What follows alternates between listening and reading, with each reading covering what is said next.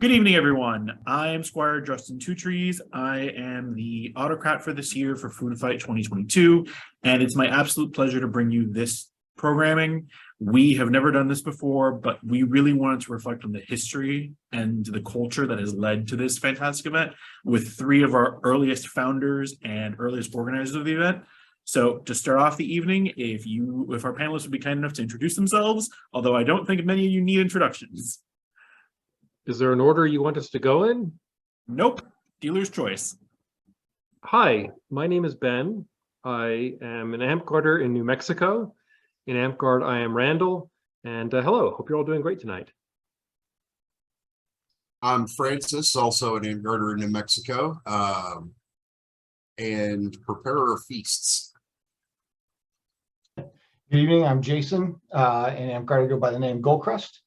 And yeah, I get to hang out with these cool cats. Well, that was definitely a very humble introduction, gentlemen. So I'd like you to elaborate a little bit on what role you've played in helping start Food Fight and helping it grow in those early years, if you don't mind. Again, whichever order you all feel comfortable with. I think Francis had some good So stuff. the prehistory of Food Fight before it became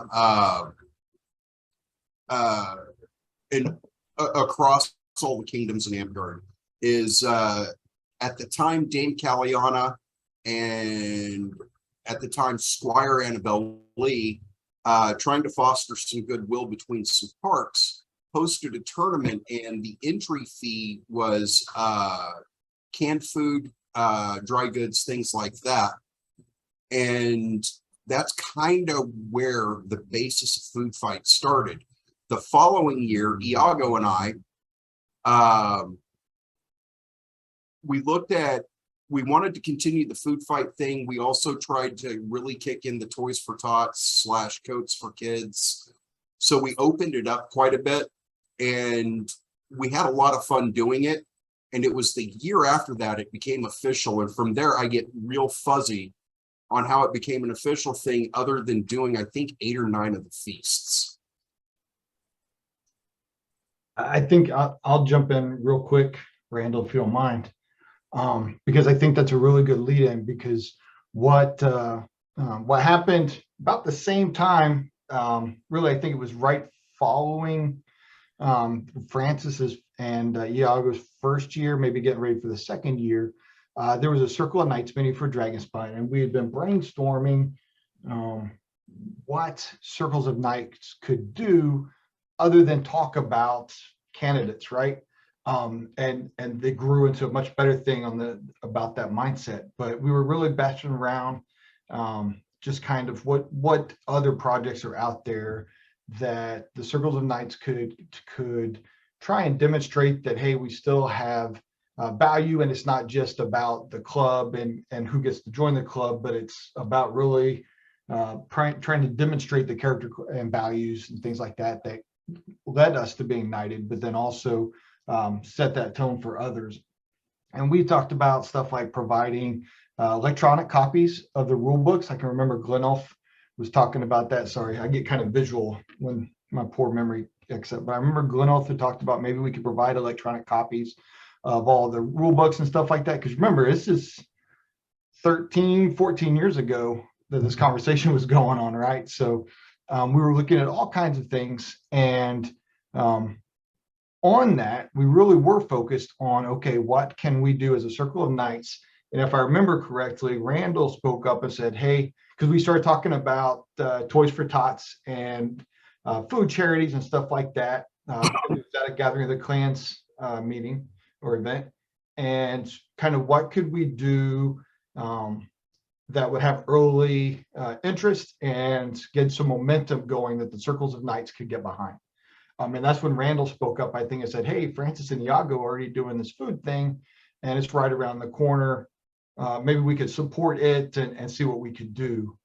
And then, yeah, I think we talked to Iago and Francis, and they were, as always, super humble and just excited to having a bigger impact. Because similar to Caliana, Annabelle, so many other people were doing things similar to this.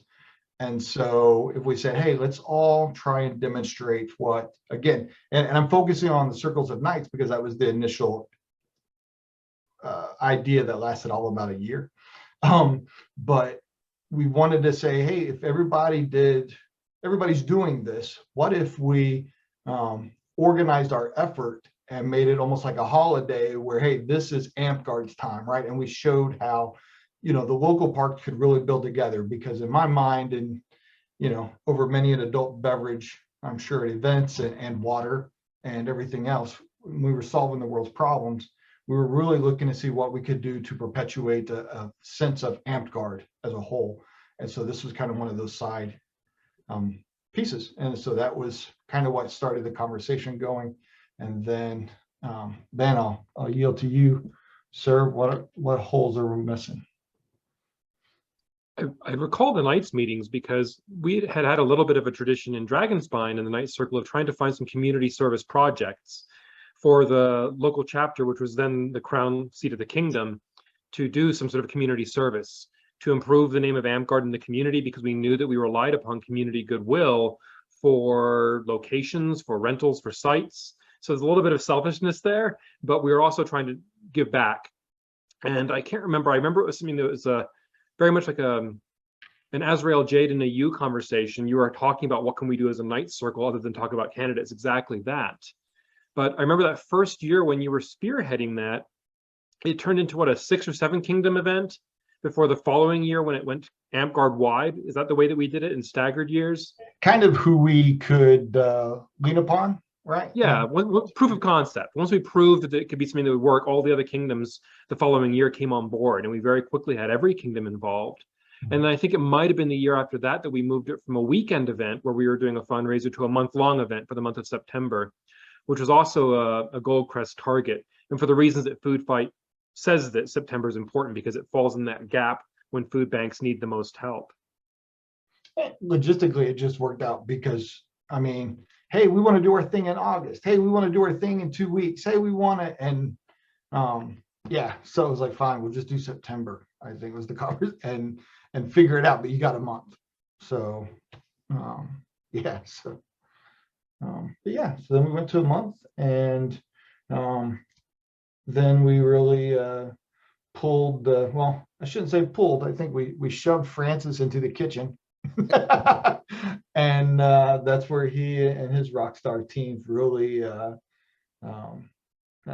shined and helped out, and really became a foundational piece. Trying to look at my cheat notes over here for, yeah, I think it was 9, probably 9. It was, There's a lot, and I think it was everyone I was involved with.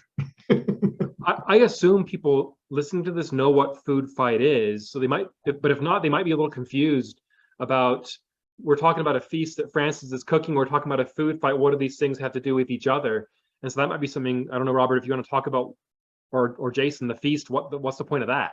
So Jason and I, when it became a formal thing, Jason and I had a conversation that he wanted to celebrate the top kingdom, if you will. And he wanted to host, I want to say it was Friday Night Feast at GOTC. And I agreed to do the feast that first year, not knowing fully well what I was getting myself into, but I thoroughly enjoyed it. That first year, I did rolled cheese enchiladas, beans and rice, and we were at Tall Pines, I believe. And that was my intro to large scale feasts, because I'd been doing quite a few in the kingdom for 30 to 100 people. And that was the first time that we had food for, I think we planned for 500. And every one of those enchiladas was rolled by hand, the mass production of rice, the mass production of beans. And all I can say is, if it wasn't for the crew that stayed with me for the entire 9-year duration, I don't think we would have been as successful as we were. The other part of that feast is either right before the feast or right after, the winning kingdom was presented a handmade banner. Mhm. And I think, Jason, you presented it, and then after that, the kingdom that won it the year prior presented it. I don't remember all the details because I was chained to a stove. Yeah. I was gonna say you didn't get to see all that fun stuff. Yeah, and just to elaborate on what Ben had mentioned, what Randall had mentioned was, so if for some reason you don't know what Food Fight is, Food Fight is a deliberate effort by Amtgard to support local food charities, to partner with our local food charities, find out what they need, how we can help. Everything from building boxes to soliciting for donations in partnership with them to, I mean, you name it. Sometimes it's just been outreach, because we also saw, like Ben said, we wanted to cultivate that relationship with our communities. We also wanted to try and nurture the community service aspect of at the individual level for people. Maybe they just had never given back. And then, quite honest, a third pillar of that was the fact that many of our people are sometimes suffer from different tragedies or levels of poverty. And I know the three of us and my entire family and their families, no one ever has to go hungry around us. And so the idea that an Amtgarder could have any challenges, yeah. So it was another way to also educate and build that relationship, so people knew that they could also go to those resources for help. So it was just layers on layers on layers of benefit to Amtgard.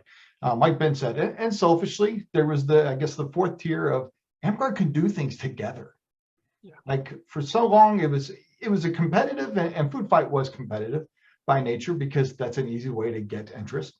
But look, all of Amtgard is doing this thing. What's next? What else could this branch off to as a demonstration? So that was also about the time I think Circle of Monarchs was really starting to grow, about tall pines and things like that. So it just really started, I think, caught that wave of national or worldwide, but definitely nationwide Amtgard. And this was just another way to influence that and to build it. And the competitive side, Go ahead.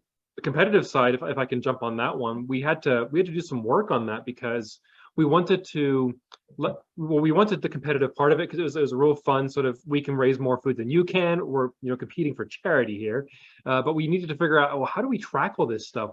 What if they're donating 20 cans of food? What if they're donating $100? One year they said, I got 500 pounds of potatoes. What is this worth? So we had to figure out how many points everything would be worth and figure out a formula for it. And a lot of that was based on the research that you, Jason, had done to figure out what the purchasing power of $1 was given to a food bank versus buying cans of food. And once we figured that out, we were able to put together that formula. And then with the help of Dustan, not Drustan, but Dustan, we put together a website that was hosted the same place as Electric Samurai, reported the results to Electric Samurai, which is the main Amtgard forum at the time. It's been defunct for 10 years, but it preceded Facebook.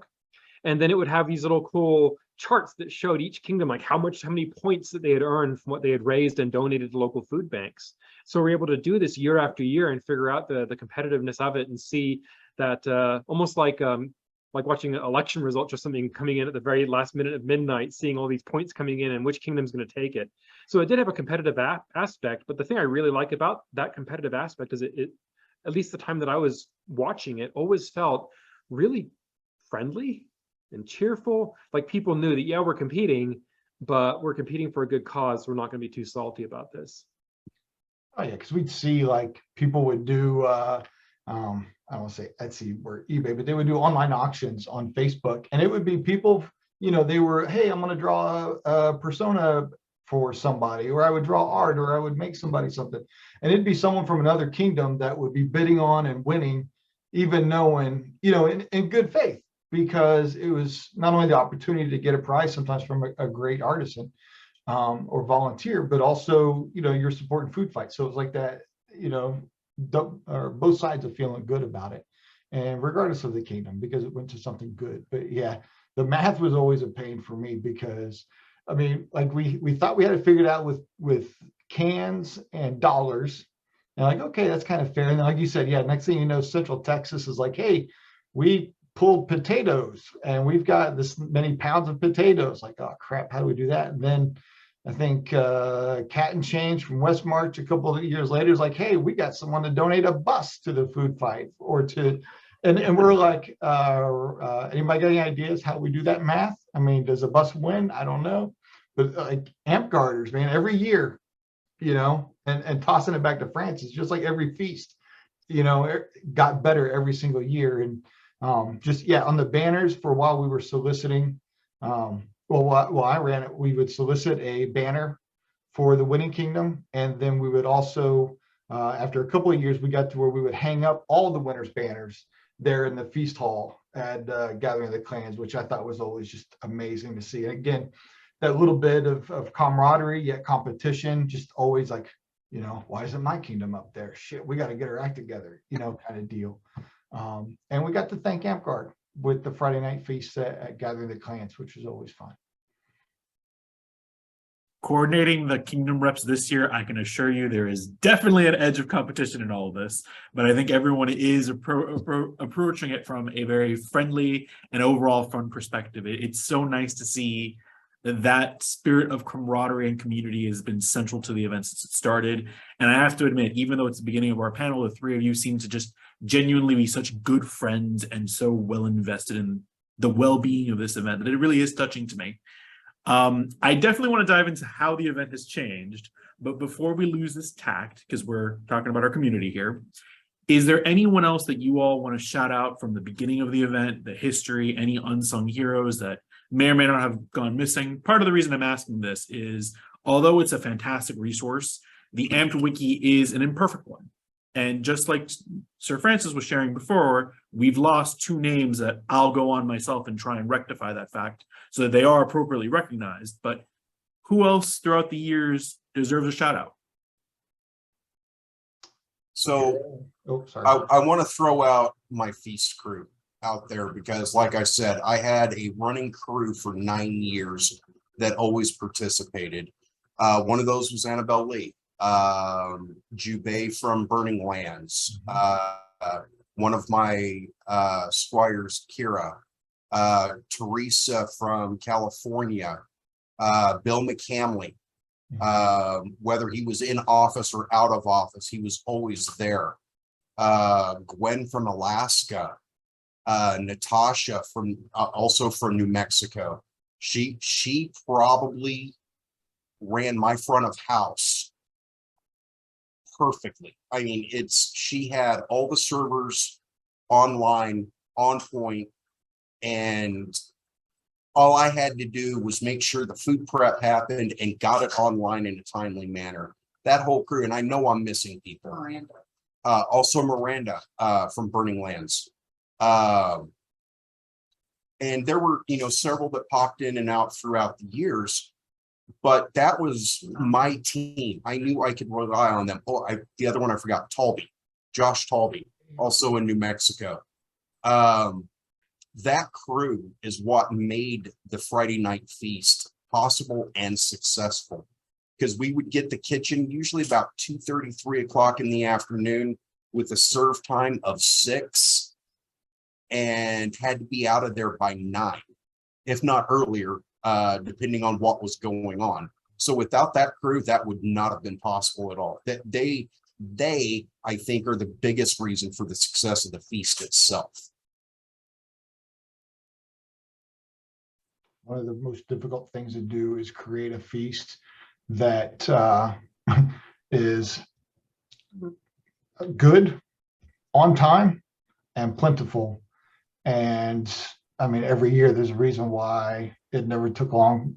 Francis would try and find another volunteer, but he always knew that he was the backup, and Francis and that team were super reliable all those years. I think he volunteered to do it maybe 2 or 3 times, and the rest it involved a little bit of begging and pleading and stuff like that. And add that, I think, I know every time it was under budget too. And at least if you know those feasts, I was always super proud to be part of those feasts, because everybody always had positive stuff to say. And man, there was always outstanding amount of food left over, and it just brought people together, because that's another great benefit of food. We So, made chicken viable for a feast. yeah. And it was always on time, which is a big pet peeve of mine. And I'm hesitant to say it was always on time, because it just feels like, but if it was more than 5 minutes late, I think Francis would have passed out. So I'm hard pressed. We were always ready to serve 10 minutes early. That was my running game plan. So, and then again, if you want to thank people, you want to do it right. And he definitely led the way in doing that. And that team was stellar. Other people, Carol Davis Sylvanesta from Celestial Kingdoms, she coined the food fight term in a CK newsletter. And so I was like, man, that's kind of cool. That's sold. That's it now. And then, I mean, you got to look at the list of people. There were just some real reliable folks. Steph Jacobs, Steph Roth from Golden Vale was really exciting, because her and I believe Promethea worked together for a couple of years on it. So we really need to start seeing that. That's when we started seeing the Golden Vale on this side. And then as West March started to grow and the West Coast, it just was really exciting out there. But I mean, amazing people, because a lot of people, we don't even know who they are, right? I mean, because they would just be, hey, I ran this event at my event at my park, or hey, I did this. Like, people would just come up to us and tell us. And I mean, the list goes on and on and on. I don't know how to try and list everybody, but it damn sure took more than the 3 of us, or the 20 of us that could claim that they were a leader at the time. I'm trying to remember who designed the logo. The first logo, I think, was me and Emily, and that's the can. At West March, was it Cat and Chains who did the really cool one? It's got to be on the Facebook. I don't know, Robin, if you've got control of the Food Fight Facebook page, or who does, but I know we ran a competition. Yeah. Unfortunately, the Food Fight Facebook was deleted earlier this year. That's part of the reason we had to start a new page. And unfortunately, that's one of the tasks my team has been handling. That's one of the big reasons we wanted to really strive to record our history and really have this panel, because it does feel like pieces are just getting lost, and purely by accident, purely by happenstance of just people are aging, the game moves on. It's a sad reality, but we want to really preserve where we've come from and really talk about the good that we're doing as a community, because it really has impacted everyone. I mean, from my own perspective, if I can get a little personal, I'm both a Master Smith and Master Lion, and I was recognized by my kingdom because I've put on several game-wide events, and every single event that I've put forward has in some way been shaped by Food Fight. That's one of the reasons that I really tried to advocate for myself and asked to be the Autocrat for this year. It really has been an event that I don't even know if the 3 of you will fully recognize or realize how impactful it has been to Amtgard as a whole. It really has changed lives in and outside of the game. Well, I think we should stop there. That's pretty big. What do we answer next? I'm glad, Drustan, and I'll do some research. I'll find that for you. I've got it somewhere. I'm digging through my email as well to see if I can find out the contest we did. I know that Dustin Grix definitely did tons of work on the website early on as well, and got that moving for year after year, especially loading in the results and making sure that they were working in a timely way. He might have done the logo. It does look a little like it, but I'm trying to prove that before I give him the credit for it. But he definitely did tons of work on the website early on. It was huge.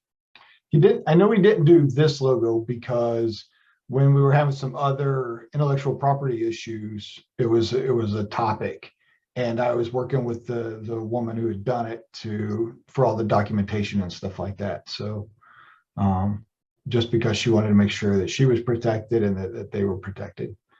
So I'll find it. But I will tell you too, Drustan, to your point. So when I was in the service, we suffered a lot from the same thing with not having a lot of our history from our career field and our community, stuff like that. And so we sat down and we spent days with Air Force historian just trying to figure out a path on how to capture our history. And he said the first thing is you've got to stop losing your history now before you try to remember what happened before. Make sure you're putting things in place right now to maintain that history. And again, I haven't been very active with Amtgard in the past 4 years, definitely not in the last 3 years, I guess. But with the passing of Sarah with tie-dye, she was, I think, our resident historian on a lot of things. So that's just a little bit of a tidbit for you would be to, make sure you're recording right now moving forward, concurrent to any work that you're doing to remember the past, because if not, you'll always be behind and you'll always be losing information. So, yeah. Thankfully, I'm belted to Alona Twotrees, and she's taken on a lot of tie-dye's old work. Sure. And we can definitely discuss it off of the panel. I don't think our listeners would be too interested in it, but we've definitely started putting in some systems in place. One of the big initiatives we have besides this panel is we've actually circulated a form to start collecting pictures, memories, stories from nights, and we'll be releasing the non-night form next week. So hopefully we'll be getting lots of small pieces of history, and we're currently working on making an event timeline of pictures and memories and just kind of a good interactive thing for our community.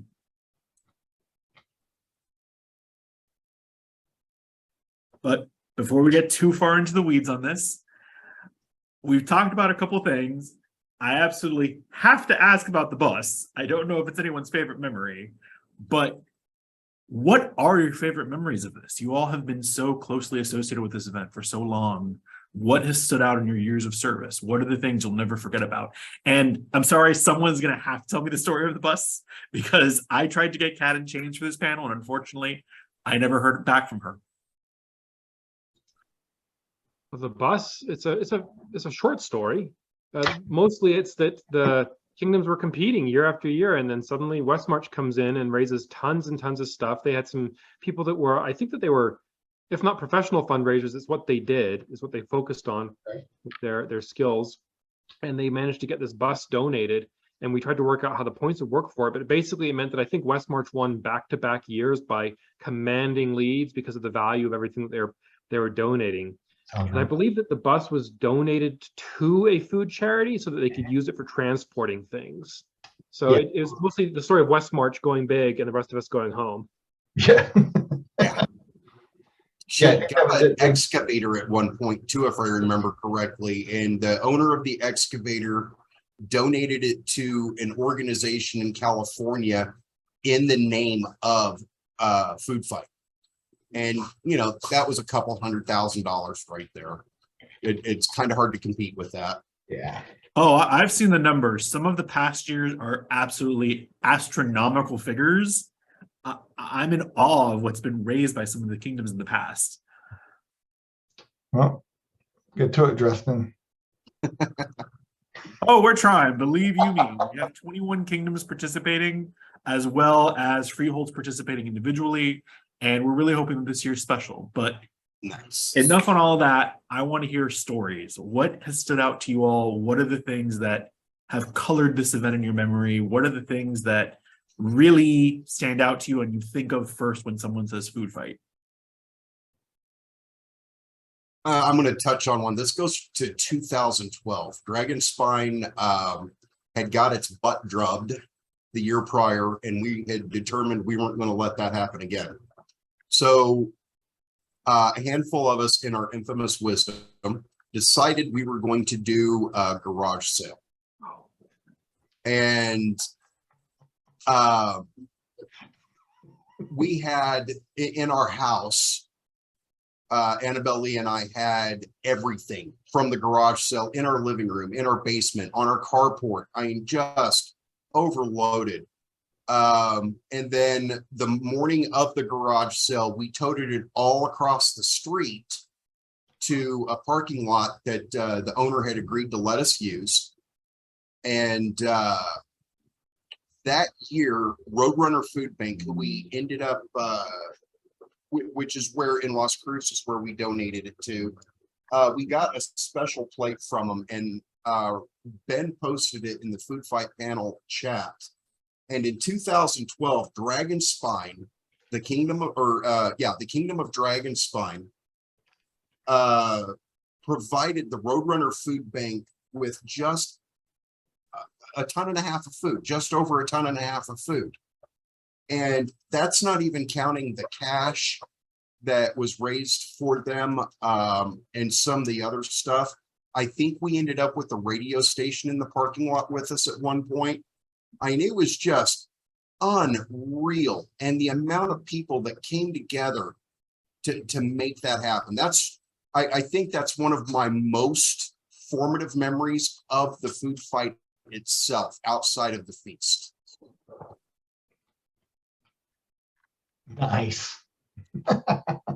And the director of the Roadrunner Food Bank drove herself nuts for about 2 weeks trying to get that to us, trying to reach out so she could present it. And she wanted to do a very public presentation. And those of us that were involved didn't want the glory, if you will.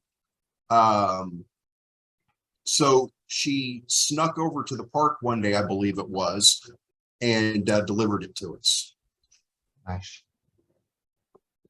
And that one, again, the outriders on that one were Azriel Jade and Annabelle Lee.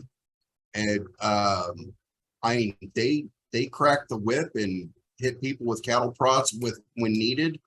And that was one of our most successful years within Dragon Spine.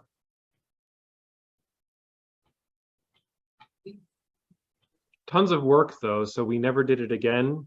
After we realized how much work we put into the garage sale, we instead would set up tables at grocery stores that were very happy to have us there, because people would go in and buy more stuff and donate it to us. And plus people just straight up gave us cash. So just setting up the tables at the grocery stores and getting that kind of fundraising was a lot easier than a garage sale.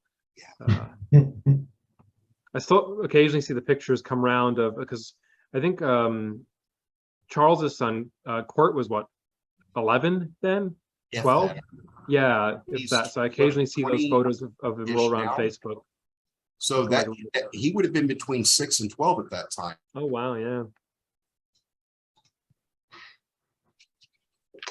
I always enjoyed the feasts, only because it was an opportunity to wrap up. I mean, no matter what, it was great because I typically lived away from, at the time, whatever Amtgard Central was. So I always enjoy the Gathering the Clans events, but then it was really special to go and to thank Amtgard and to participate and just the energy at the Food Fight Feast to me was always just ridiculous.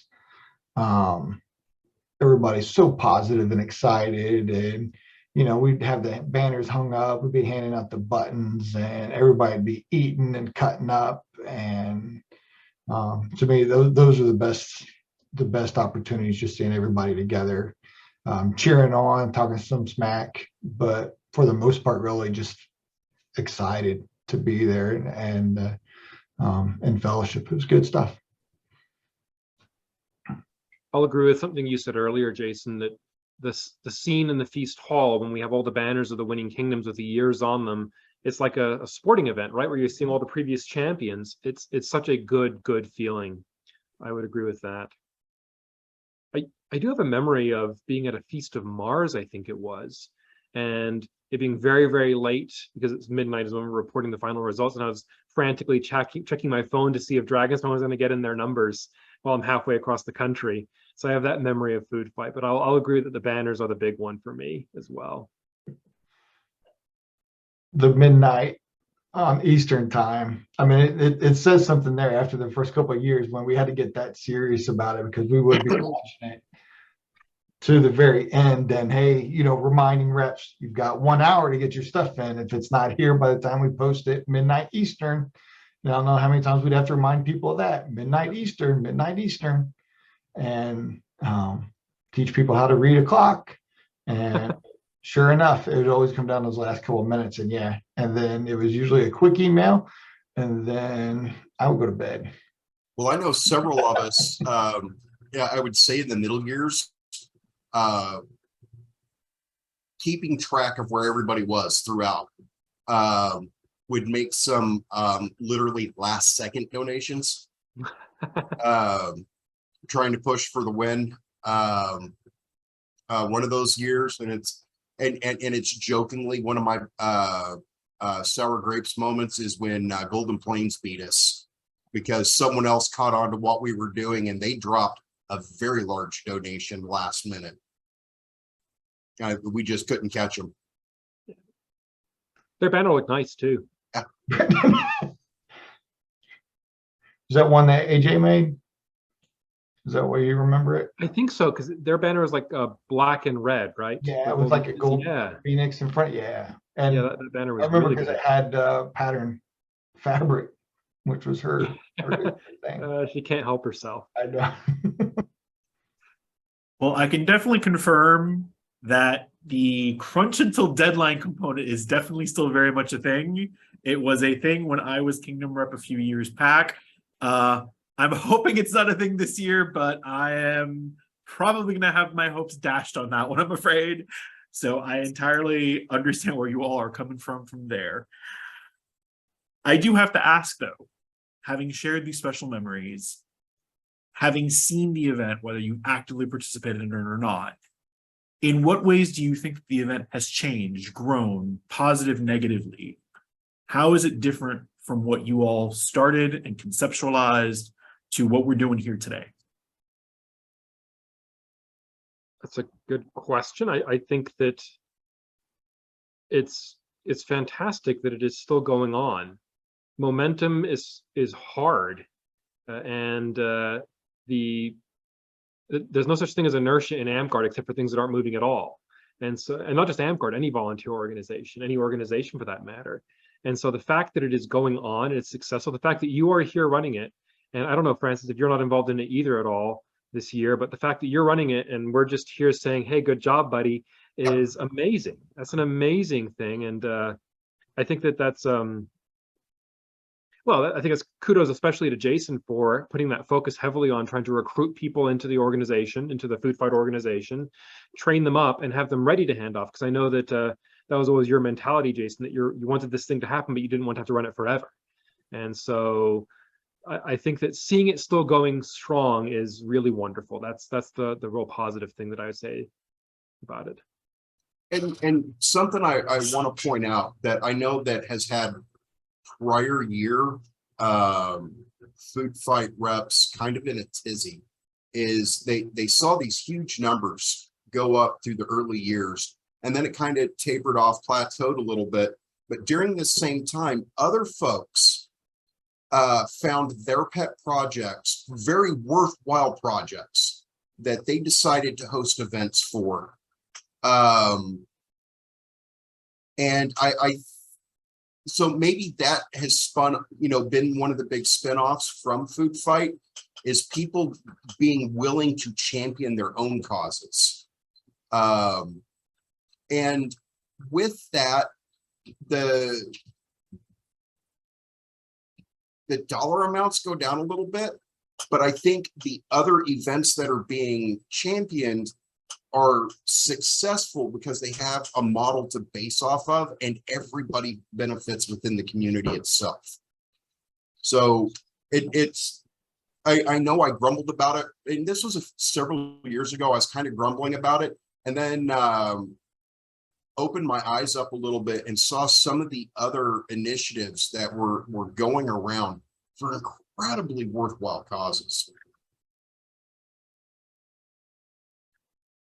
Yeah, I mean, it's hard to top that. And yeah, and like Randall said, I think held on a little too long because there was definitely some early founder syndrome issues, like, and I think it went from me and us. We brought in Cat, we started to bring in Waterhammer.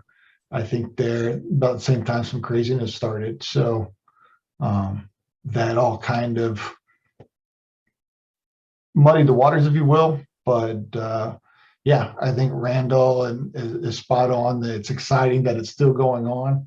And like Francis said, if anybody has been inspired, and I know Drustan, you said you were, But if anybody's been inspired to put what they are passionate about out there in front of Amtgard and Amtgard support it, and maybe Amtgard Food Fight had something to do with that.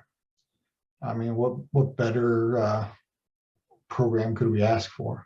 Or legacy, I guess would be the word. But it's great to know we were a part of that.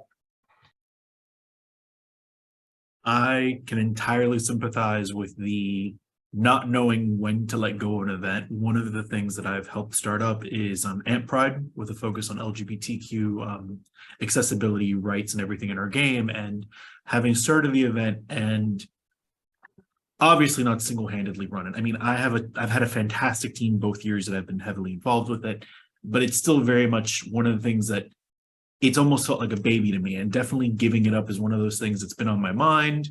I train an Autocrat. I have complete faith in them to take over for next year's event. I wish them the absolute best, but stepping back can be scary. I can entirely sympathize with how you all are feeling, and I'm sure you all must have felt it to a greater extent than I have, because the truth is you all were involved with Food Fight for so many more years than I have been with Amp Pride. So I can definitely appreciate that, but we've only talked about the good things. And if I know my old timers in Amtgard, you all walked up the hill both ways in the snow to get to school. So what are some of the bad things that you might have noticed as the event has developed? If there are any, of course. I would like to field this one if I can. And I'm not going to say this is I've never been a believer in I walk up hills both ways. Things are easier when I was playing Amtgard 2002 than they are for Amtgarders now. The game is big, it's complicated. Back then, the game had only been around for a few decades versus how long it's been around now. And you could invent things.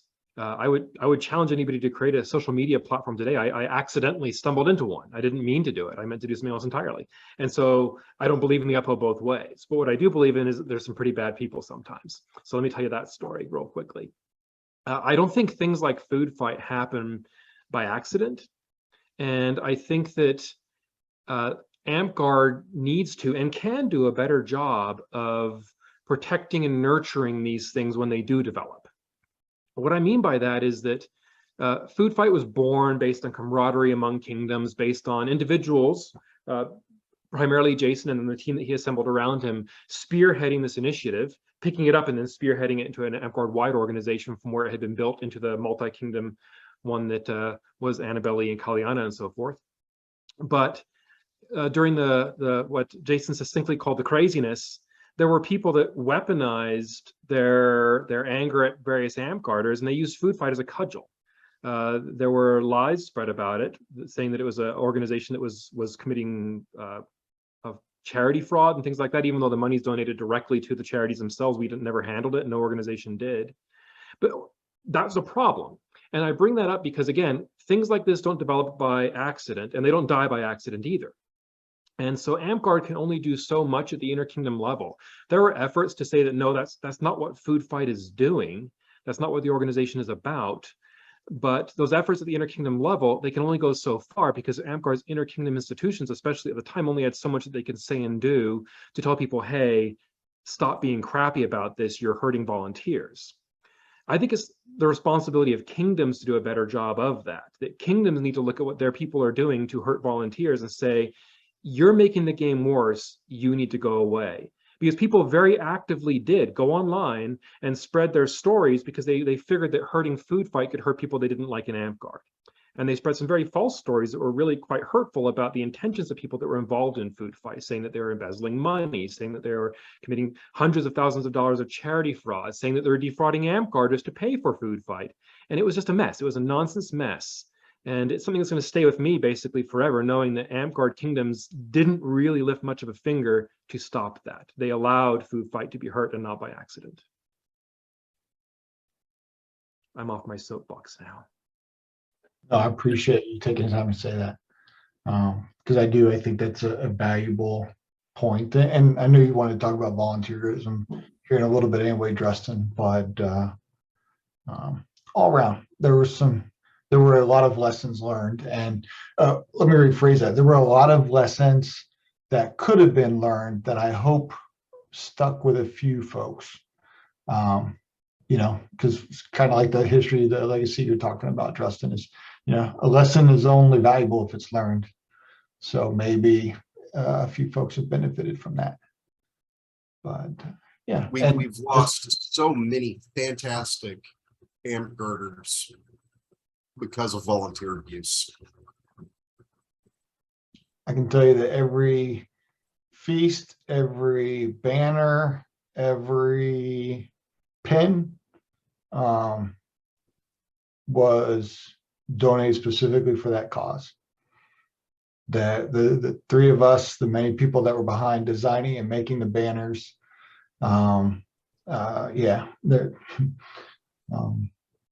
we pay out of pocket so that there could be we would be above reproach. But obviously, when you're the only ones championing that, not many people like to listen. I will say from an institutional perspective, I think that that's at least some of those lessons have been learned, because this year we have guidance from AI. We have statements associated with fundraising and what is and is not appropriate fundraising. We actually put together educational resources for all of our reps before the start of the event. We have the AI fundraiser, Christina Blaze, Lady Mythic. She is absolutely one of the most fantastic people I've worked with in the game, and she's a core member of my team this year. And we've really been working to nurture our team, really give the reps the tools necessary to expand. And I entirely get where you're coming from. As a group, we're paying for a lot of stuff ourselves so that everything remains above board. Like, we actually brought back the banner tradition this year, which had been discontinued in the last few years. And Squire Finley Fortress is making the banner this year for us. And we're covering costs in-house just to keep everything, straight and narrow where possible. And we're asking for documentation where we can. Hopefully by next year, we'll have a little bit more of a rigorous documentation process, but that's one of my hobby horses. So I'm going to step down off of that, and we can definitely discuss that after this conversation, if anything. I thank you all for sharing this. I understand that may not have been the most pleasant topic, but I think that when we discuss history, we have to be as objective and acknowledge the warts and all about it as well. So I really do thank you for that. And that was an awesome update. I'm super excited. I've got goosebumps that it's getting that organized, because that's what Amtgard and any national organization needs, is that kind of foundation. Man, that's awesome. Good for you guys. And I don't know who all you said, Blaze. I know there's a great AI team up there right now, but getting that kind of stuff is going to be an amazing legacy. I mean, you're doing great things today, but that's the stuff that's going to last forever. Kudos to you. That's cool. Thank you. I will definitely pass it along to our team. I can't take credit for it. I'm just the pair of hands doing the work, not the brains behind the operation necessarily, but I will definitely pass it along to my team. Thank you for your kind words.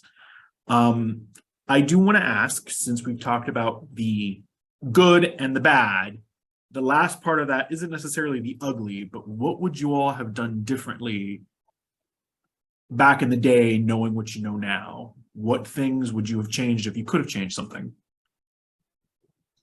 What you just talked about doing, Drustan.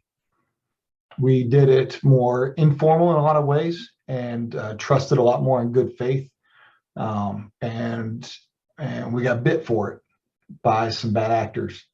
To be honest with you, with your question earlier, I was like, that's, and in fact, even while I messaged you a few moments ago, I was like, okay, look, I can't let them go through that. I'll be honest with you, that shit was painful, man.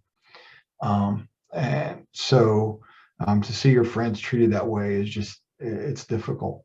So that's why I messaged you, like, hey, dude, let's talk. Let's make sure that you learn from these lessons. And it sounds like you're farther ahead than even I would have imagined. So the only thing I would have changed is that I wouldn't have changed anybody I worked with. I would have maybe changed the math, but I'm not a math guy. I wouldn't have changed the teamwork that we had. Nothing, man, not a damn thing. There might be a rep or two that I would have fired, but you really can't fire volunteers. Well, that you didn't pick. I assure you we can fire volunteers, but I'll agree with that. And I think that it's easy to beat ourselves up a little bit for the organizational structure of it, especially since Amtgard, especially then, was so much more personality driven in terms of when a project was succeeding or failing versus institution driven, as in the role is there and you can slot a different person into and out of it. And as easy as it is, and as correct it is to say that that was a thing that could have been done better, those institutions also did not exist. The Amtgard-wide organizational structure that enables the improvements that you're describing now was not there. Or if it was there in its nascent stages, and it was just not, it was insufficient to do the things that are being described. So Amtgard as an organizational entity has come a very long way and has made possible the improvements that would have been very nice to have had 10 years ago, but are very nice to have now as well. Yeah, I'll agree. It was just the way that it developed as this organic thing, and getting to work with some really fantastic friends and getting to work on something that was very pure and good. That this was not people that were, you know, checking off boxes saying, okay, got that one, gonna turn it in for a belt. These were people that were not looking at just trying to find some way to get one up on somebody. These are people that were just looking at, hey, this is a food charity. This is an important thing. And we're out here having a good time where we're making this feast, we're doing this fundraising, we're storing all this dumb clothes so that we can sell them at a dumb garage sale. And we're making this thing work. And then making the banners at the end, a way that it tied together so many aspects of Amtgard. We had our fighting tournaments to raise money, where people would donate money, donate a can so they get a life back. We had people that were in office helping us. We had people that were making the banners at the end, the artisans. So the way that it tied together so many aspects of Amtgard, and in a way that was so organic, that we almost would have lost that if we had had this as a more structured, institutional, designed approach from the beginning. So I like the way that Food Fight developed, and I'm grateful that there are tools now that will help you going forward. That's a fantastic segue into what I wanted to discuss next with you all, although I don't know if Francis wants to weigh in. I don't think you've answered this question, but up to you. One of the other things that I think Food Fight really helped was a lot of fledgling organizers and leaders get their first steps into something bigger than their park. And whether it was organizers, whether, you know, the committee, I can't even really say the term committee, but the people that were brought in every year to help run, I mean, they really got their feet wet and got to do some great things. So that's what I'm thankful for in that. Okay. The next thing I wanted to discuss, and it really does build off of this topic that we're on now, is this event isn't simply one person's effort. It's obviously a group effort, and it happens at all kinds of different levels, from the park to the kingdom to the inner kingdom stage. So having helped start it, I want to ask, what kind of advice can you offer to someone that is just starting off, someone who's a park level rep, someone who's maybe representing their kingdom for the first time, even someone who's in my shoes, for example? It's my first year being involved with Food Fight on the inner kingdom stage. And just based off of your years of experience and your overall wisdom, what insights do you guys have for us? What do you wish volunteers knew? Don't forget the community that you're working for, such as, and this is more so at the local level, and even at the kingdom level to a large degree. The charities and organizations that we're working to improve or help or assist, however you want to look at it, we can't forget that that's our end goal. And with that, yeah, there's competitive edge. There's a little bit of pride that goes with it, but we have to remember we're helping our communities.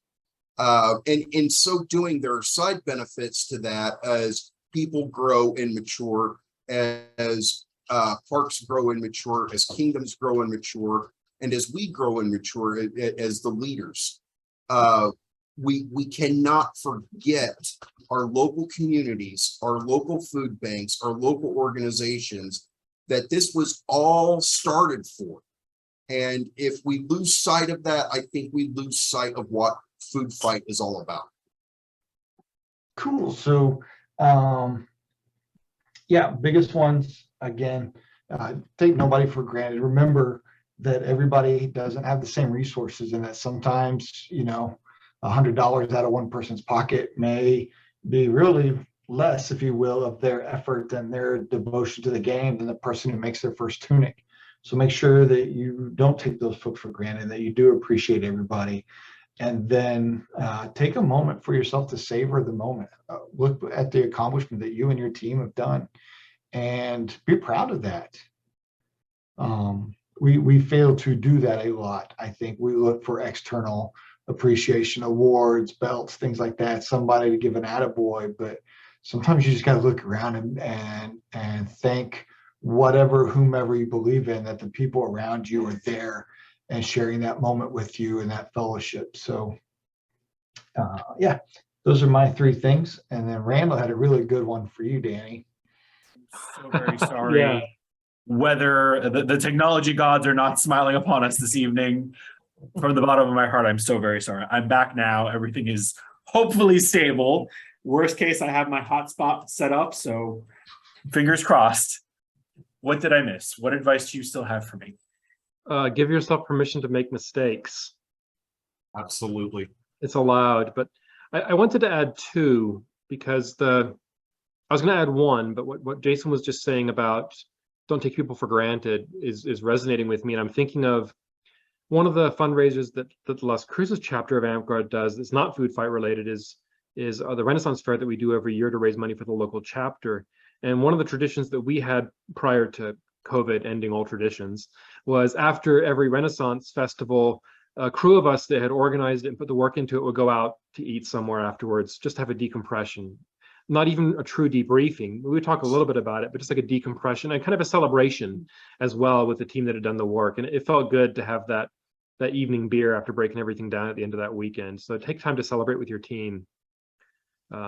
Yeah, but the lesson I want to go with is also give yourself permission to do things, because no Amtgard organization, no monarch, no Inner Kingdom Circle of Monarchs said, this is the project, now we need someone to go do this. This is a project that Amtgarders individually came up with without having to be in office, without having to be given permission to do it. And I think that the first step there is to give yourself permission to say, I have this idea, I could just do this. I don't have to be regent to do it, I don't have to be I could just do this. And as long as you're not trampling on any toes, rock on. I understand that sentiment all too well.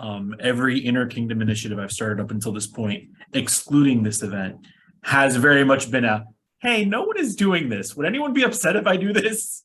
And you kind of do it. You hope no one gets upset, but if they do, asking for forgiveness is generally easier than the permission. Thank you for your wisdom. Again, I'm so very sorry that we had that small hiccup in the middle of it. We have been recording for an hour. I don't know if anyone needs a break before we continue on. We're most of the way through my questions. Is everyone still doing okay on time? Do we need a 10-minute? Everybody, how are our panelists doing? Fantastic. Doing well. Okay, great.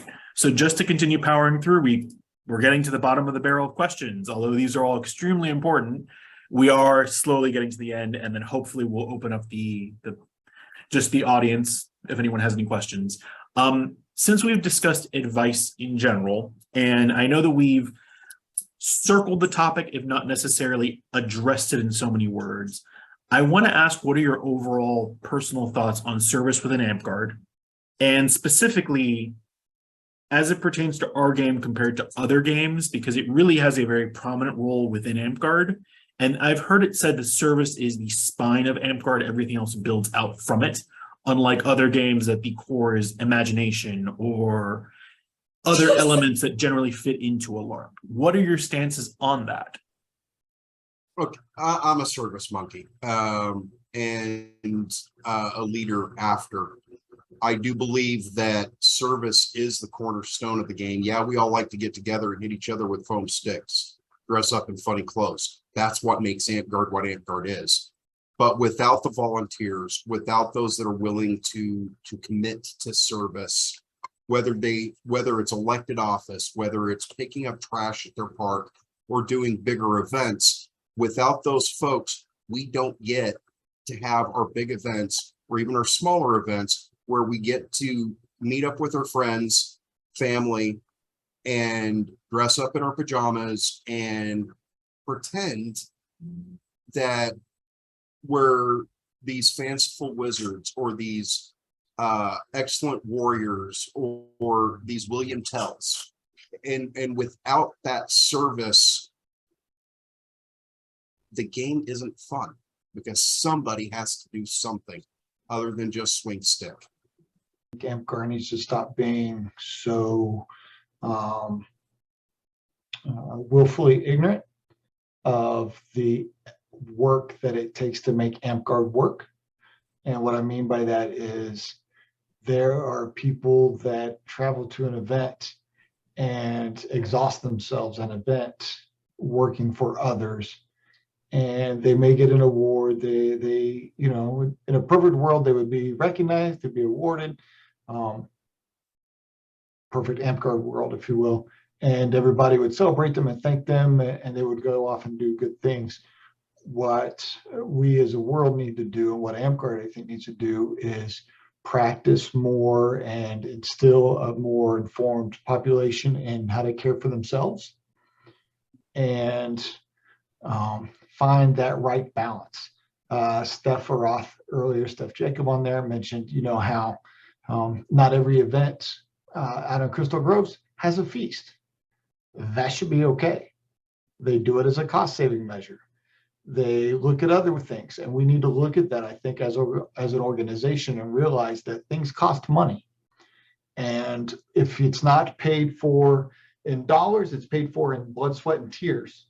And it can have a negative impact on people. So we've got to find that right balance and make it part of our culture, almost where just brainstorming, because this is what happens when I sit and hang out with people of this caliber. Maybe there needs to be somebody monitoring the amount of hours that somebody's donating and cut them off and make them go sit down, because instead we're encouraging a martyrdom. And that martyrdom syndrome is very bad and in most volunteer organizations. And so I think it would be another good step for Food Fight, or not Food Fight, but for Amtgard to be watching for those and stepping in and saying, hey, we don't want the tavern. We don't have anybody to work the tavern. You're not allowed to work more than 8 hours. So we're closing the tavern down. And when people are pissed off that the tavern doesn't exist, well, that's because there wasn't a volunteer or another program in place. And we've got to realize that that's the right thing to do, not say, wow, Randall, thanks for working 16 hours at tavern. You're awesome. Finger guns. And I say this fully guilty of doing a lot of those things. But instead, we need to say, no, you can't do it. And if Amtgard wants those things, then it has to pay for them, either in a little bit of money out of everybody's pocket or a little bit more time out of everybody's day. And somebody safeguarding those people, I think, would be a great next step. I entirely understand where you're coming from, Sir GoldCrest. It's one of those things that I've seen very locally. We generally have a field medic for every major kingdom event, but the pool of volunteers for that is so small, in part due to the skill set that role does require, that it always seems to be the same three chickens always. Well, I guess it's your turn to do it this time around.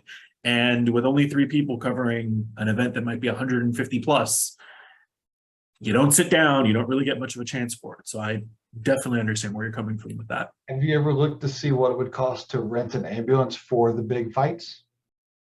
I can't comment on what my kingdom has and hasn't done in the past. It's mostly just been the way we've approached it up until now. It's one of those things that if I were elected to office, I wouldn't mind looking into, but I don't want to speak on behalf of my monarchy and misrepresent them. Sure. No, I appreciate that. In fact, Sir Gorin and I sat down once and did a budget for Spring Wars, and we're able to piece it together where it was cost neutral, but almost everything was going to be outsourced.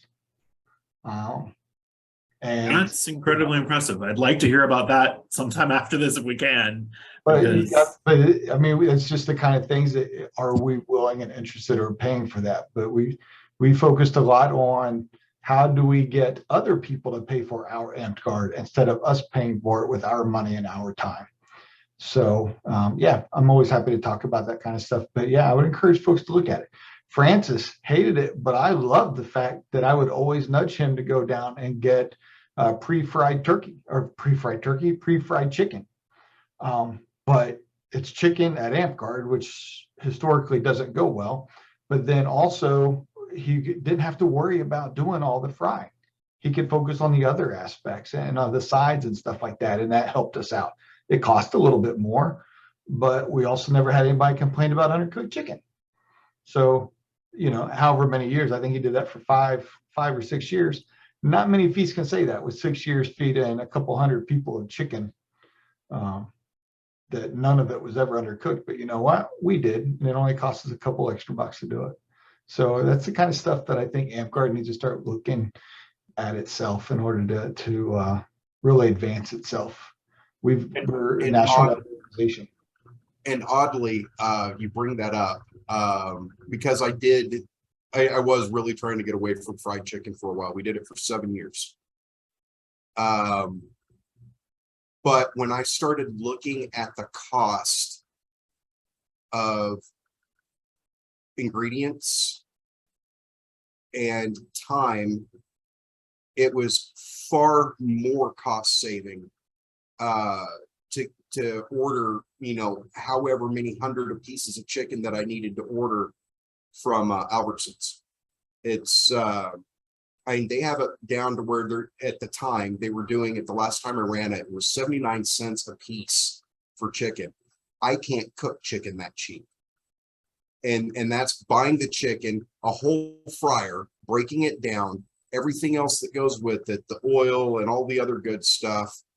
I can't do it as cheap. As a matter of fact, I think our cost on the protein would have doubled. So yeah, outsource where you can. I don't know if Ben wants to weigh in on anything or if we want to move over to the next question topic, but definitely very solid advice. One of the things that we've discussed heavily for disability pride and something that we want the game as a whole to adopt is fight within your limitations and use the accommodations that can exist to make yourself enjoy the game, participate in it more, and truly feel the fun again. Because the volunteering is in service to the dream, but it can't also become a nightmare, you know? And I think that's one of the things that we're getting to in some cases. And I'm glad that we're discussing it this openly. But like I said, I don't know if Ben wants to weigh in. If not, we can move over to the next question. Okay, so this one is probably the most self-serving question that I've asked so far. And I'm not saying it's entirely in there because of me, but the three of you have started an event that is, I would argue, fundamental to what Amtgard is, modern Amtgard. And whether or not that event could ever truly be replicated in any meaningful way is something that I think will be discussed in the next 5-10 years. But you have someone who's ambitious, you have someone who wants to do some good. What advice do you give them on making the next food fight, whatever form that event takes? Have a co-pilot, a co-conspirator, a partner in crime. Your energy, even if you're the most enthusiastic person in Amtgard, which I feel like many of us have been the most enthusiastic person in Amtgard at 1 or 2 times. But even if you are that person, your energy is not boundless. So have a co-conspirator who, when you are running down a little bit, they can take the baton and help with the project and build a good team. The challenge, though, is don't make yourself indispensable. Make sure that you are doing the smart thing, that you're training people up, that you're preparing someone else to run it if you're not there, because otherwise it can eventually be something that is less fun than you had hoped it would be. So, partner in crime. And also have event buddy, someone that you can off the side that knows what's going on, but is a confidant that you can vent to. It's sometimes as organizers, leaders, we need a chance to blow some steam, and which helps us move forward with what we're doing, because we're able to blow that steam and then focus again, instead of hashing that same garbage every moment of the day, every hour of an event. If you've got someone that knows, that their role is their your event buddy, it is so helpful. Have a mission statement and stick to it. Amtgard Food Fight did not set out to be this decade plus annual event that would go on forever. It started out first by seeing if we could just get the kingdoms, specifically the circles of knights, together once and piggyback on stuff that a lot of the kingdoms were already doing, right?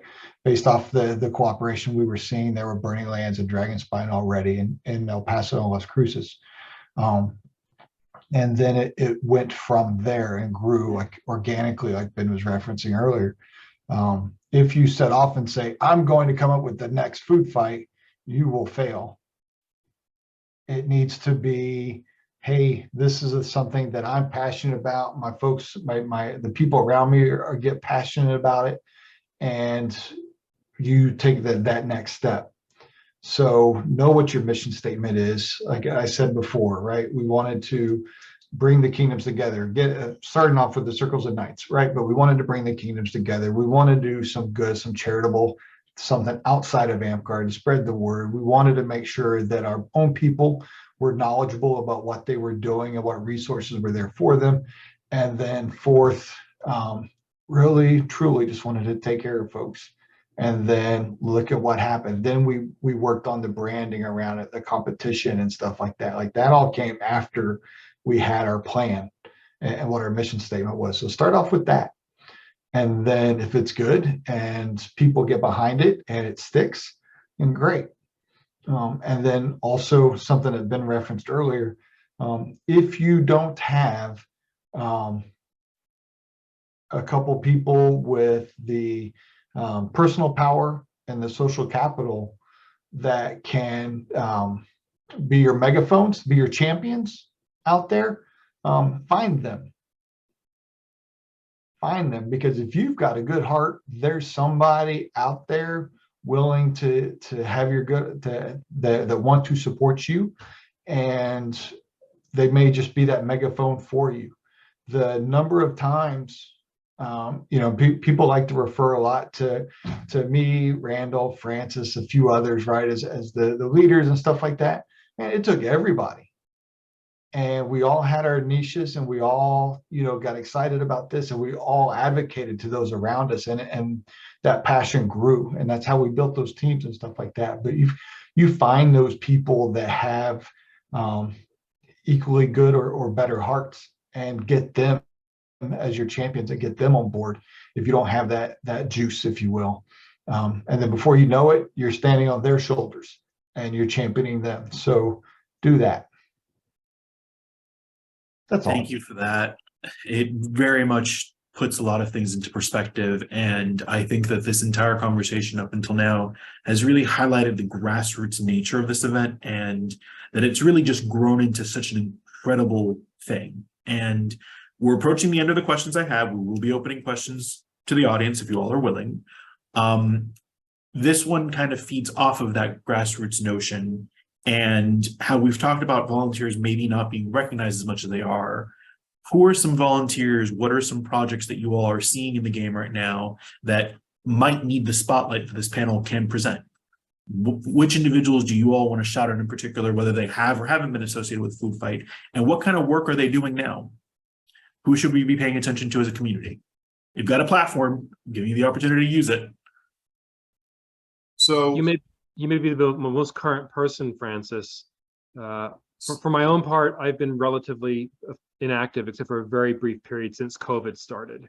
That was my break from full activity in Amtgard to almost no activity. So I'm not sure what program I would broadcast to the masses, except whatever Kodiak's doing. If he's not doing his Kingdom of Kodiak anymore, then whatever else he's doing now, because Kingdom of Kodiak was remarkable, and I'm sure whatever else he does will be remarkable. So the first one that I wanted to mention, and it's the one that really got me rethinking how I looked at what was going on currently, is Amtgard. I had no clue who was running it. I just knew what it was. And I think overall it has done a lot of good for our community in general. It's definitely forced me to change behaviors that at the time I didn't realize were offensive. And I don't want to be that old guy. Hey kids, get off my lawn. I want my friends to feel welcome where I'm at. So kudos to the Amtgard team. Ben mentioned Kodiak. He had Kingdom of Kodiak going for a while, for a little over a year, I believe. Fantastic. Locally, what I know that he's doing is Kodiak Tries, and it does, and he's made a tunic, he's made a sash, he's tried some beading. I haven't seen all the things that he's done, but it's been so fun to see when he's been here or been at my house to do it. Another one that I want to shout out, and she's really starting to get her feet out, and this is again local to me that I see, is Stillhead. She's really starting to come into her own and do some really great things. I'm having more fun in my Amtgard career as more of a mentor and supporter of those that are doing. My goofiness, where I like to have my fun now, is as the herald for our Kingdom events. And I have so much fun looking at the org and developing the, whether it's a couple sentences or multi-paragraph introduction for our folks that are getting recognized. I think that's a good foundational way for people to get their voice if that's what they're looking for. I don't have any people per se. What I would encourage you to do, everyone, is to look around and see who's picking up trash. Those are some of the most influential people that you'll meet, because they're trying and they found something, they saw something, and likely did so unprompted. So start there. And then at the same time, look and see who's doing the interkingdom stuff that's not being noticed. I can't tell you who's on the BOD or any of the senior level officers and stuff like that, but I can tell you right now, similar to yourself, Kodiak, Drustan, I know Steph, and a few of you here are working hard for the game. They're putting in the hours. And, sometimes a quick message saying, hey, saw you were online, appreciate all you do for the game, is better than any scroll that they could receive. I guess if you know your love language, but I know that's usually all I could have ever asked for. So, yeah, again, don't take anybody for granted. Everybody's got different resources. Well, I'm definitely feeling the warm and fuzzies on behalf of Amtgard. I'll definitely pass along your kind words to the team. Thank you so much for them. Although I think you flatter us, we're definitely still getting our feet under us and making the event work. But thank you. We're entering our last two questions, at least from my side of the evening. So we will kind of be summarizing our overall session here. And the first big question is, 14 years is a long time. I mean, this event started the year I graduated high school. What are your final thoughts on that period of time, and what are your hopes for the future of Food Fight? I hope folks within the game can embrace it. I think with the same desire, goals, and love that a lot of the early organizers put into it. It's I've got great memories of Food Fight Feast, and I think that's why I kept coming back to do the feast. And yeah, it took a little bit of prodding, and sometimes it took a little bit of poking, and occasionally Jason and I having very intense discussions over menu. But it was so insanely successful. Again, my crew, and one that I forgot to shout out on the kitchen crew, that this kid has probably worked more on every one of my feasts, every one of Annabelle Lee's feasts, and God only knows how many others. And that's James, also known as Redbeard. That kid can scrub pots like nobody's business. He sacrificed his nether regions to fry tortillas so we could do enchiladas. I mean, he's another one of those that is always there, always doing, and I think often didn't get to see some of the glory of that. And I think that goes back to the volunteer statements, that we can't overlook our volunteers, and we can't forget who they are. We've got to remember, because often they feel taken advantage of. I think it's important to remember that it is your Amtgard food fight. You are not limited, constrained, held back, or handcuffed to the original conversations. This is a great opportunity for us to share them and to see some friends. I haven't seen them forever. Wish you'd all turn on your cameras. And this is a great opportunity at the same time. Drustan, it's your team now. So what do you plan for Amtgard Food Fight for the next 10 years, the next 10 minutes? It's entirely up to you. But I think that's one of the big things. The legacy is not a hindrance. It was our vision, and I think we're excited to see, hell, that it's still going, but especially what you guys do with it to make it your own. I can weigh in on that in a minute, maybe pull back the curtain of what a bit of what we have planned, but I want to give Ben the chance to share his piece first, and if anything, I can round it out at the end. After all, we're not here for this year's event. We're here for the history. Yeah, here for the history is my jam for sure. But I'll say that what I hope, and I really appreciate that the story that we got from Jason there was, and this is not negatively, it was in the abstract. That's advice that you could give to an organization that is looking to grow, regardless if it's Food Fight, if it's any organization, because it's just fundamentally good advice. So my hope is that beyond what is fundamentally good advice, that nobody's going to care too much about what someone who hasn't been involved in Food Fight for several years has to say about what Food Fight should do. Y'all know better, and I trust you. That's incredibly high praise, and we really hope that we can live up to your expectations. Before we close out the scripted questions, there is one last one that I want to ask. It's been a somewhat long session. We've been recording for about an hour and a half at this point. So I would like to ask, what is the one thing you're hoping those listening at home, those that are here, will carry away after tonight's session? You've got to be good to your volunteers. I don't think we can emphasize that one enough. I hope I'm not speaking over much for the panel here, but you have got to be good to your volunteers, and Amtgard has got to figure this out, because even with, and I've seen the improvements over the years with how we developed the organization, how we built the structure of Amtgard. We were all in the weeds of that. We were deep in it, building the Amtgard structure that we would hope would support volunteers. Even with all of that, it's not something that organizations tend to be good at, and it's not something that Amtgard tends to be good at.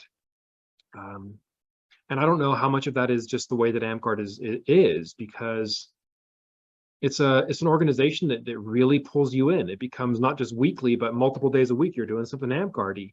And if you were not describing a fun sport where we're getting together and dressing up and being silly, and you're saying that someone has gotten into this thing they're doing multiple times a week, it starts to sound a little bit weird, doesn't it? It sounds like it's I I don't know what the right word for this is, that somebody is really over investing in a thing. And we encourage that in our members. I say we, I haven't played Amtgard a little bit. Amtgard encourages that in its members. And I think that if that's the organization Amtgard is, then we need to be cognizant of that and also make sure that we're protecting those members and taking care of them and making sure that the tools that we give our leaders let them take care of the members too, because otherwise you just chew them up and spit them out, and that's that. So I think that if you are in a position of authority in Amtgard, work to make the inner kingdom institutions better. I also will go back to something I said earlier. I'm not sure how current my knowledge of the game is, but I feel confident saying this. So much of it still rests on the kingdoms, not on Amtgard International, not on AI, but on the kingdoms themselves that have the authority to look at what their membership is doing and say, this is positive behavior. This is our positive code of conduct that we want you to engage in. And this is bad behavior. This is our negative code of conduct that we'll get rid of you for. And that has to include being crappy to members. And not to end on a negative note, but please take that positive code of conduct, which is also another Jason idea that we never really, I wish in my time in Amtgard, I pushed that for more. Take a positive code of conduct and bring it back to your organizations and start to build those for your chapters. Post those on your trees when you go to the park. Like, these are the positive behaviors we want to see from our members. Thank everybody. Thank your volunteers. Sometimes I know Steph knows this because I've done it out here, but one of my favorite things to do is be the first person, play the host at an event. Same thing I did at the food fight things. It's just, hey, thanks for coming out and having dinner with us tonight at the feast.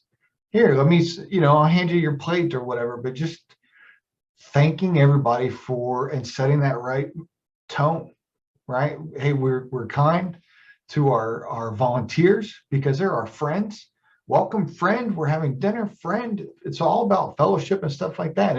And back to what Randall was saying, and if you're not that, then yeah, let's do a better job of cleaning house. But yeah, let's set that tone by the way we act, and not only the way we treat others, but also the way that we treat ourselves. There you go. Take care of yourself, take care of others. Touching on what Ben and Jason have both said, remember our volunteers have lives outside of Amtgard. One of the hardest lessons I had to learn was set myself a scheduled amount of time that I can afford to give to Amtgard. And if I go over that budget, I have to account for it somewhere else. I see it's across all the Facebook pages. Somebody needs to do. Could someone do? Like these people, these mods are just waiting with bated breath to attack whatever little minor issue that's important to you. And I'm not trying to negate someone's issue, because for them at the moment it is very important. But if someone doesn't respond to you within 30 seconds, realize time zones are a thing. We are spread across the entire US. Your time zone may not be my time zone. Realize that we are volunteers. We have real lives. We have real jobs. We have real families outside of Amtgard. This is one of my pet peeves. I'm sorry. I'm going to get off my soapbox. Hey, real quick, and just I saw Steph's thing and kind of what you were talking about, Francis, but I wanted to share, maybe everybody does this, I don't know. But one of the things that CG at least did a while when I was playing is these are thank you notes that I got that a person, it differed, but these are thank you notes that I got on a big night of an accomplishment. I think this was Master Rose. I've got 2 piles of these. These are phenomenal. And the fact that somebody wrote the note is amazing. it's added on the fact when you know that somebody took the time out to walk around and get people to, and then collect it up, these thank you notes. So if you haven't thought about doing something like that, maybe encourage that. Maybe make that a local tradition there at your local parks that, hey, you know, you say, thanks for being amazing. Thanks for picking up trash. You know, the littlest things are often those that have the most profound effect. Not to be rude, but I don't believe you'll see any other Amtgard award in here. But I've always got these thank you notes for whenever the day's going bad. Not to this, I've got another place for Amtgard awards. So, but this is the office where I spend the most of my time. And these are always handy. So something to think about. If I can wrap up the session, it's truly been an honor and a privilege to have you all here this evening. Thank you so much for sharing your experiences with me. My carry away from this session is to not lose focus on why the work is being done and who it's being done for and by. Your team and your volunteers have to be crucial, but never lose sight of the people that you're helping out and never lose sight of why we do this work at the end of the day. And I think that's at the core why Food Fight has lasted as long as it has, and hopefully will last 14 years or 28 or even more than that into the future. Sincerely, from the bottom of my heart, thank you for coming this evening.